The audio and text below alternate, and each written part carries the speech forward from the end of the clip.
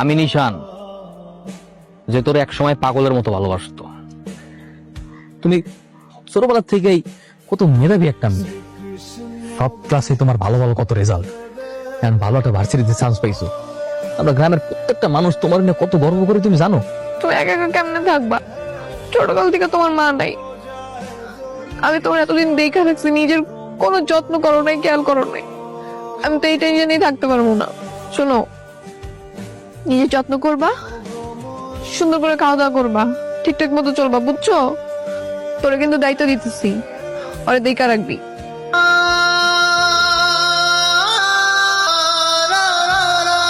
কথা কেমন আছো? আমি ভালো আছি, সবকিছু ঠিকঠাক। ওই ক্লাস ঠিকঠাক মতো হয়েছে তো? ভার্সিটি কেমন? ক্লাস ভালোই চলতেছে। এখানে সব রুম গুলোতে এসি আছে, বুঝছো? তারপর সিনেমা হলের মতো বড় প্রজেক্টরে দেখায়। আর এখানকার পোলাপেন গুলা যা স্টাইলিশ, ইংলিশ বাংলা মিলে কথা বলে। এই যে তোমার দেখা কিন্তু আমার ভালো লাগে নাই, এটা সত্যি কথা কইলাম। তুমি আগে অনেক শুকাই গেছো, এই বার্গার টার্গার খালি কিন্তু হবে না। আচ্ছা, আর কোনো সমস্যা টমস্যা হলে জানাইও। কি ব্যাপার, ইউনিভার্সিটি কেমন যাচ্ছে? সবকিছু ঠিকঠাক? আমি যখন ভার্সিটিতে ঢুকি আবার বের হই, তখন সবাই কেমন করে যেন আমাকে দেখে হাসে, বুঝি না কেন। তুমি একটা প্রাইভেট ইউনিভার্সিটিতে পড়াশোনা করছো, অথচ তোমার ড্রেস আপ দেখো। এইরকম ড্রেস আপ দেখলে তারা হাসাহাসিও করবে, তোমাকে খ্যাত বলবে। এই ধরনের ইউনিভার্সিটিতে পড়তে হলে একটু স্মার্টলি চলাফেরা করতে হয়, তাহলে একটু হাসাহাসিও করবে না, খ্যাত বলবে না। তুমি একটা কাজ করতে পারো, আগামীকাল তুমি আমার সাথে শপিং এ চলো। ইউনিভার্সিটির জন্য যে ধরনের ড্রেস প্রয়োজন, আমি তোমাকে সেগুলো কেনার জন্য হেল্প করবো। আমার কাছে তো এখন তো টাকা নেই। কোনো সমস্যা নেই, তুমি আমার কাছ থেকে ধার নিয়ে নিও, পরে তোমার হাতে টাকা হলে আমাকে দিয়ে দিও। আচ্ছা ঠিক আছে।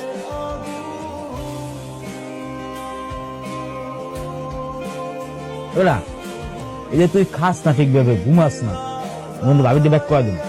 কেমনে খামো, কেমনে ঘুমাবো? তুই তো জানিস ওরা সাথে একটা দিনে ভালো থাকতে পারতাম না। তাই আমি দিনের পর দিন ওরা ছাড়া কেমনে থাকতেছে আমি বুঝি। ওরা খুব দেখতে ইচ্ছা করতেছে। চল। কোথায়? আরে বাইরে যাব, আজকে আজিজ শেখের ছেলে সালমান শেখ পার্টি অর্গানাইজ করেছে, যেতে হবে। চল। শোন, আজকে তোকে আমি রঙিন দুনিয়ার মানুষদের সাথে পরিচয় করিয়ে দিব। চল চল।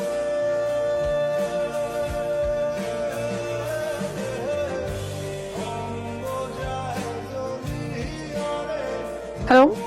কথা কি ব্যাপার বলো তো? তোমার এতগুলা কল দিলাম, একটা করে ধরলো না কেন? ওই ঘুমায় গেছিলাম আর কি, তাড়াতাড়ি। এত বেশি ঘুম দিছো যে আমরা এতগুলা কল দিছি, একটা বড় ঘুম ভাঙে নাই বা একটা কল ব্যাক দেওয়ার পর্যন্ত সময় পাও নাই, এত ব্যস্ত হয়ে গেছো তুমি। তোমার কি আমাকে সন্দেহ হয়? আমি যে তোমাকে বলতেছি, তুমি বিশ্বাস করতেছো? আরে না, সন্দেহ করবো কেন, এমনি জিজ্ঞাসা করলাম আর কি। ফোন রাখো। তুমি কি রাগ করছো নাকি? জানি না।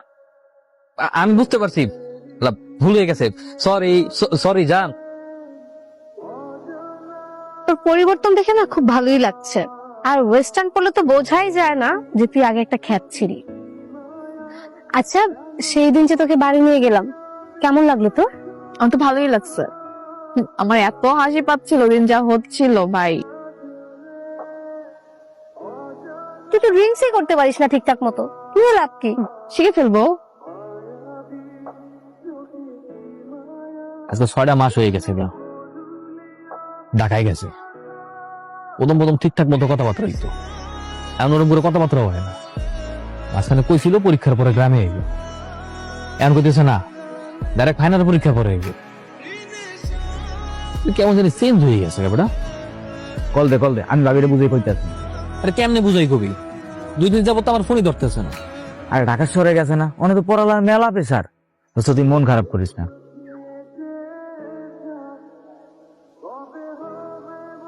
তুই এখানে বসে আছিস আর আমি তোকে পুরো ক্যাম্পাস খুঁজে বেড়াচ্ছি।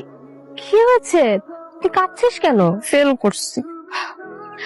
আরে চিল, ভার্সিটিতে না ফেল করাটা খুবই স্বাভাবিক, এটা কোনো ব্যাপার হলো? নর্মাল বিষয়। এখন এক্সট্রা সেমিস্টার ফি দেওয়া লাগবে, এতগুলো টাকা আমি কোত্থেকে ম্যানেজ করব? আব্বাকে বললে আব্বা অনেক কষ্ট পাবে, কখনো টাকা দিবে না। আরে তুই তো প্যারা নিচ্ছিস শুধু শুধু। এই সামান্য কয়েকটা টাকা ম্যানেজ করা কি কোনো ব্যাপার হলো? কি বলতেছিস? সামান্য টাকা মানে কি? 60,000 টাকা। তুই প্যারা নিস না তো। আচ্ছা, তুই কি ইয়াশ চৌধুরীকে চিনিস? হ্যাঁ। আমি ওনাকে ফোন করে দিব, তুই রাতে গিয়ে ওনার সাথে মিট করিস, উনি টাকা দিয়ে দিবে। কি যেন নাম তোমার? জি কথা। কথা। তুমিও দেখতে মিষ্টি, তোমার নামটাও মিষ্টি। এই যে আমি, জি বস, ম্যাডামের অ্যাকাউন্টে 1 লাখ টাকা পাঠিয়ে দেওয়ার ব্যবস্থা কর।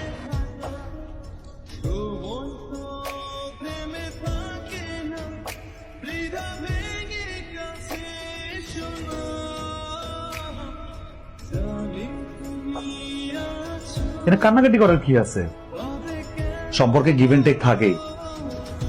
তোমার অ্যাকাউন্টে টাকা চলে যাবে, আর যখন যা লাগবে আমারে বলবা। তোমার আমার ভালো লাগছে। আপনি আমার সাথে এমন কেন করলেন? আমি তো এরকম মেয়ে না। কোনো মেয়ে এরকম থাকে না, আস্তে আস্তে হয়ে যায়। আমি বুঝলাম না এরকম সিরিয়াসলি রিয়েক্ট করতেছো কেন? সিলি ম্যাটার, কুল কুল।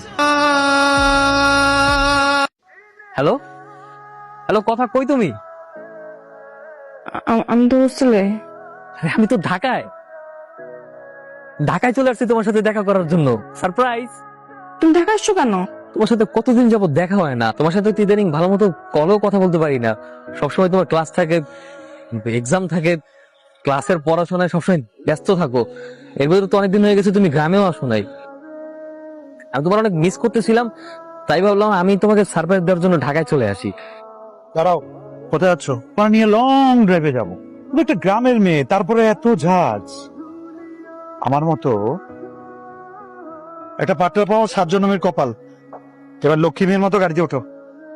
ও মাই গড, এটা কি ডায়মন্ড রিং? তোর কপাল কিন্তু অনেক ভালো।